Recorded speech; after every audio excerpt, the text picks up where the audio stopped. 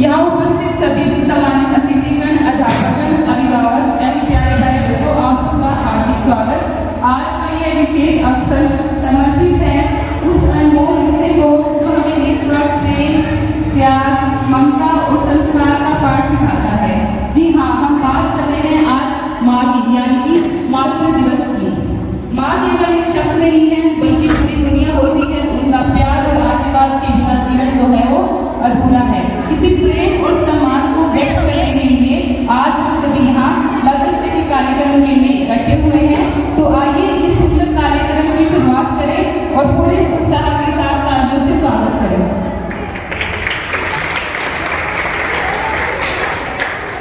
अब मैं कार्यक्रम को आगे बढ़ाते हुए शगुन को बुलाना चाहूंगी, जो आप सबके समक्ष एक माँ के लिए कविता प्रस्तुत करेंगी।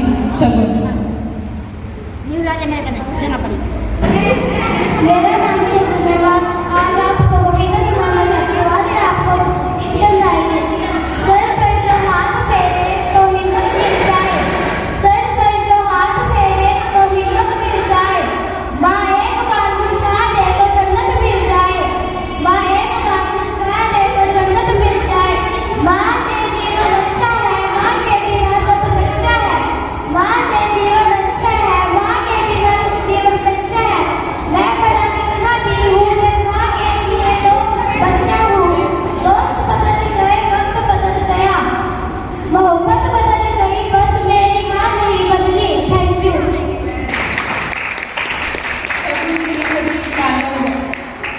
अब मैं इसके बाद आमंत्रित करूंगी अर्चना को। अर्चना भी आप सबके समक्ष एक माँ के लिए कविता प्रस्तुत करेंगे। नमस्कार, मेरा नाम अर्चना है। मैं छात्रा हूँ। मैं आज आपके सामने मदर्स डे पर कविता प्रस्तुत करना चाहती हूँ। सर पे तो हाथ फेरे तो हिम्मत मिल जाए, एक बार माँ एक बार मुस्कुरा दे तो जन्नत मिल जाए। माँ से जीवन अच्छा है, माँ के बिना सब कच्चा है। मैं बड़ा कितना भी हूँ, पर माँ के लिए बच्चा हूँ। माँ की ममता का कोई मोल नहीं। माँ वो समंदर है जिसका कोई छोर नहीं। कितना भी लिखूं माँ के लिए कम है, माँ है तो मैं को धन्यवाद।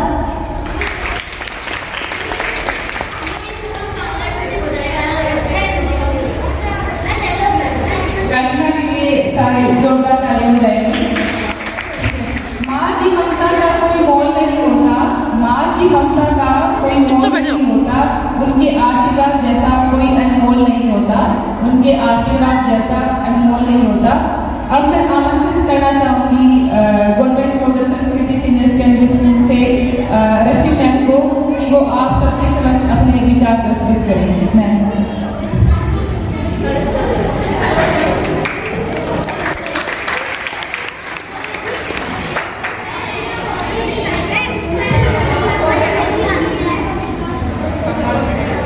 नमस्कार सभी। मैं सबसे पहले आर्य नगर से DMS आर्य नगर की तरफ से रश्मि टूकी आप सबका यहाँ स्वागत करती हूँ, अभिनंदन करती हूँ और उन बच्चों की तरफ से आप सभी को हैप्पी मदर्स डे। क्योंकि ये जो दुनिया है वो मदर्स के लिए नहीं चलती। हमें इस दुनिया में आने के लिए माँ की जरूरत पड़ती है। और बहुत ही अच्छा कार्यक्रम लता के द्वारा किया गया है।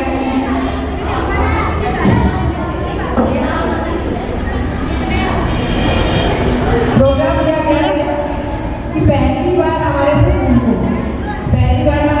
को खेल नर्सरी के लिए वो भी लोग आगे की तरह से कोई लोग कम नहीं है। यहाँ दो नर्सरियाँ पहले से ही चलती है। Bird yoga centre, empathy yoga centre, साथ ही स्नेह लता ने एक सराहनीय काम किया है कि हमारे DMS नगर के अंदर खेल नर्सरी लेकर आए हैं और बड़े ही प्रोत्साहन के साथ यहाँ खेल नर्सरी चलाती है। और इन बच्चों के साथ पूरा शाम सुबह के लिए और शाम के लिए बड़े डेडिकेट के साथ रहते हैं। तो ये जो बच्चे हैं एक बार सीधी कमर करके बैठ जाते हैं। कमर सीधी करके बैठो सारे। बाय। कमर सीधी।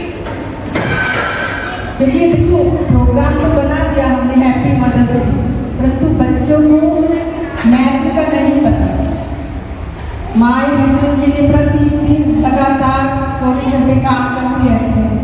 बच्चों को पता होना चाहिए कि मदर्स डे मनाया क्यों जाता है।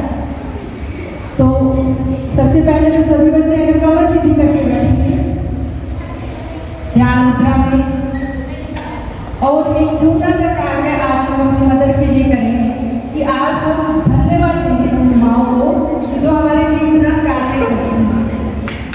तो इसके लिए मैं आपको एक स्टोरी सुनाना चाहूँगी और छोटे बच्चे को छोटा सा कार्य करेंगे कि मन से, दिल से आज अपनी माओ को क्या बोलेंगे? थैंक यू बोलेंगे। क्या बोलेंगे? धन्यवाद करेंगे, शुक्राना करेंगे। और ये मदर्स डे मनाया क्यों जाता है, इससे रिलेटेड एक स्टोरी है छोटी सी। आप माताओं ने तो सुन रखी है, परंतु बच्चों ने सुन रखी है, बच्चों ने मैं तो क्या नहीं पता। क्या बच्चों को श्रवण कुमार जी के बारे में पता है? श्रवण के बारे में सुना है? भक्त श्रवण के बारे में सुना है?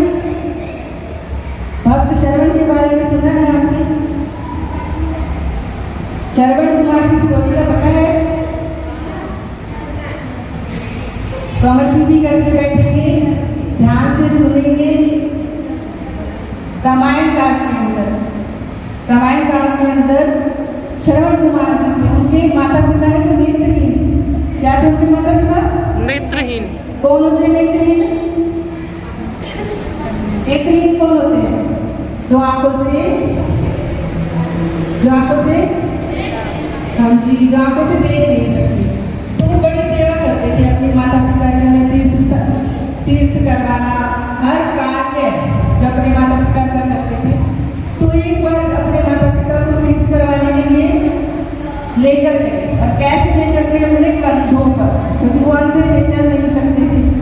तो चल नहीं सकते थे, उन्होंने उनके लिए एक पालकी बनाई।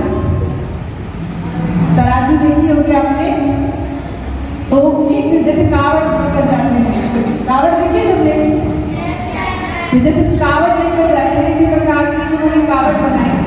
एक पलड़े पर उन्होंने अपनी माँ को बिठाया और दूसरे पलड़े पर अपने पिता को बिठाया और चल पड़े तीर्थ यात्रा के लिए। जंगल के रास्ते से निकले, रास्ते से निकलते हुए उनके माता पिता को बड़ी ही प्यास लगी। तो उनके माता पिता ने कहा कि पुत्र हमें पानी पीना है, हमें बड़ी प्यास लगी है, हमें पानी पिलाओ। वो पानी लेने के लिए चले गए, और उसी समय है, उस समय का जो रामायण काल की आपको बात बता रही, तो राजा दशरथ शिकार करने के लिए निकले हुए थे। अब निकले हुए थे तो जैसे ही श्रवण कुमार ने नदी के अंदर से पानी निकाला, पानी निकालते ही आवाज है डब डब डब, और उनके पास था एक ऐसा शब्द वृद्धि बाण। शब्द वृद्धि बाण उन्होंने वो चला दिया, और चलाते ही वहां से जोर से आवाज आई। क्या आवाज आई? तीर लगती, क्या आवाज आती है? अगर तीर लगे दर्द हो तो क्या आवाज आती है? क्या आवाज आती है? तीर लगेगा आपको तो क्या आवाज आएगी?